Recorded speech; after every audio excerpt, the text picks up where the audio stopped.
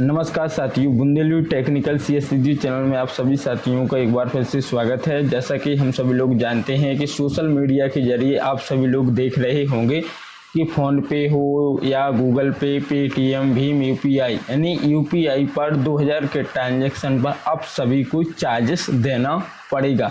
हालांकि फिलहाल सभी फ्री होता था, लेकिन अब सरकार का नया नियम है जिसमें आपको जो पैसा भेजोगे आप उस पर ट्रांजैक्शन लगेगा। इस प्रकार की आप खबर देख रहे हो, तो उसकी सारी जानकारी यानी उनकी हकीकत एवं सच्चाई क्या है उसकी सारी जानकारी मैं इस वीडियो के माध्यम से आप सभी लोगों तक पहुंचाने का काम कर रहा हूं, ताकि आपको किसी भी खबर को सच और झूठ में कैसे बदला जाता है इसकी सारी जानकारी और UPI का जो पेमेंट सिस्टम है उसकी भी जानकारी मैं आपको देने वाला हूँ। तो साथियों, वीडियो में बने रहिएगा।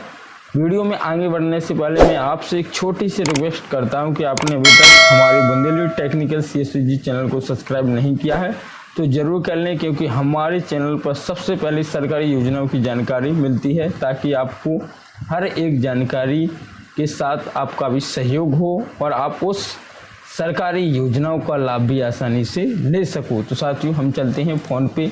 जैसे फ़ोन पे का UPI है, गूगल पे का UPI है, जिस पर आप खबर देख रहे हैं कि चार्जेस लगेगा 1 अप्रैल 2024 से। इससे पहले पिछली साल भी आपने देखा होगा इस प्रकार की एक जानकारी आई थी।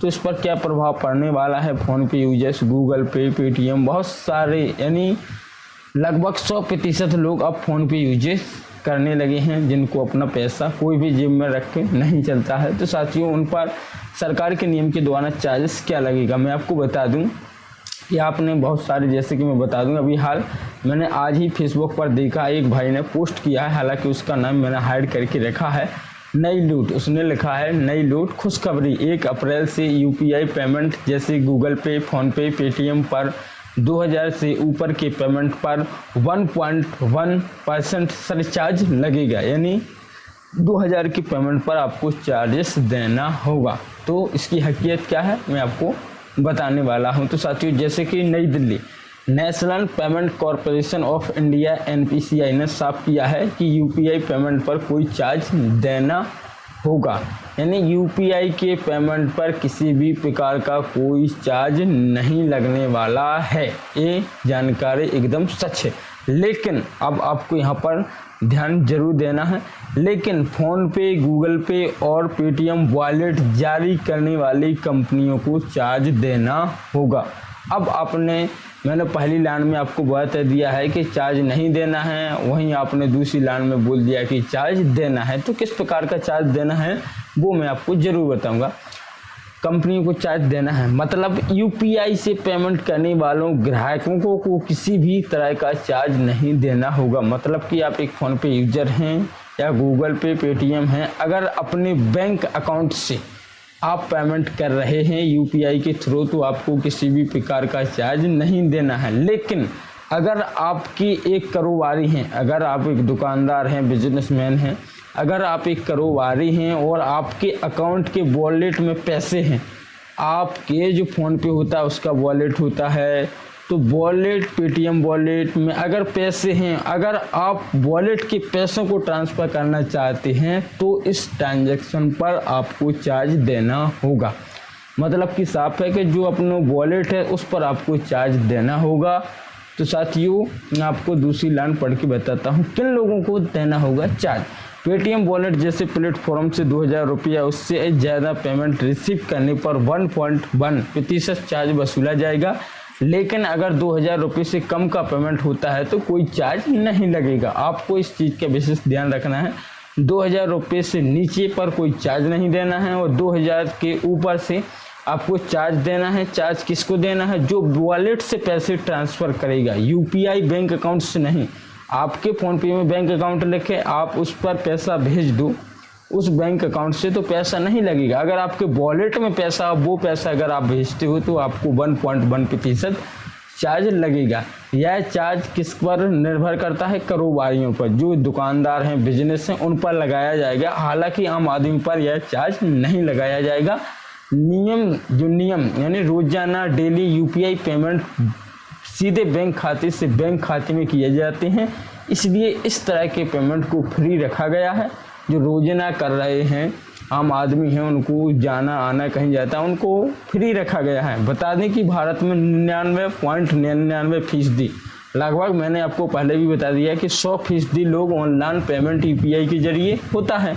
ऐसे में बेहद कम लोगों पर इसका असर पड़ेगा, मतलब कि ये चार्ज लग रहा है वो कम लोगों पर असर पड़ेगा, क्योंकि ये कारोबारियों के लिए किया गया है। अब मैं आपको बता दें कि पेटीएम, फ़ोनपे और गूगल पे ऐप के जरिए यूपीआई से किसी दूसरे यूपीआई में इंस्टेंट पेमेंट होता है, लेकिन डिजिटल वॉलेट में पैसों को स्टोर कर दिया जाता है, इसके बाद उससे पेमेंट किया जाता है। इसी डिजिटल वॉलेट से 2000 रुपये से ज़्यादा के पेमेंट पर चार्ज लिया जाएगा। हालांकि जो यूजर डिजिटल वॉलेट से पेमेंट करेगा उससे नहीं, बल्कि जो कारोबारी डिजिटल वॉलेट से पैसे रिसीव कर रहा है उसको पैसा वसूला जाएगा।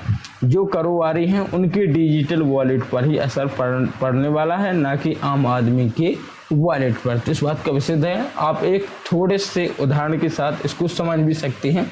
इस तरह समझे, मान लीजिए आपने किसी शॉप पर क्यूआर कोड स्कैन किया, आपने किसी दुकान पर गए, वहाँ पर 5000 रुपये का सामान लिया है और आप 5000 रुपये को यूपीआई कर देते हो तो आपको कोई चार्ज नहीं लगेगा। लेकिन अगर आपने किसी दुकानदार से 4000 या 5000 का कोई सामान लिया और क्यूआर कोड करके, यानी दुकानदार का क्यूआर कोड स्कैन करके डिजिटल वॉलेट से अगर आपने उसके क्यूआर पर पैसा ट्रांसफ़र किया है तो आपका कोई पैसा लगने वाला नहीं है, वो दुकानदार का ही लगेगा, क्योंकि आपने डिजिटल वॉलेट से किया, उसके डिजिटल वॉलेट में वह पैसा जाएगा, वो अगले दिन सेटलमेंट उसके बैंक अकाउंट में होगा तो वो पैसा उसी के अकाउंट से काटा जाएगी, ना कि पैसे डालने वाले। तो आपको इस चीज़ को समझना चाहिए कि आप फोन पे जैसे यूजर्स हो, गूगल पे हो, पेटीएम है, इन पर कोई चार्ज नहीं लगने वाला है। एकदम आप बेखबर रहिए और डेली पेमेंट कीजिए। आपको किसी भी समस्या का समाधान पाने के लिए हमारे बुंदेली टेक्निकल CSCG चैनल को सब्सक्राइब कर लें, ताकि हर एक सच्चाई के साथ आपको जानकारी मिले और आप स्वतंत्र रूप से अपने फ़ोन पे, गूगल पे चलाते रहें। साथियों, मैंने आपको बताया किसी भी प्रकार का कोई चार्ज नहीं लगने वाला है।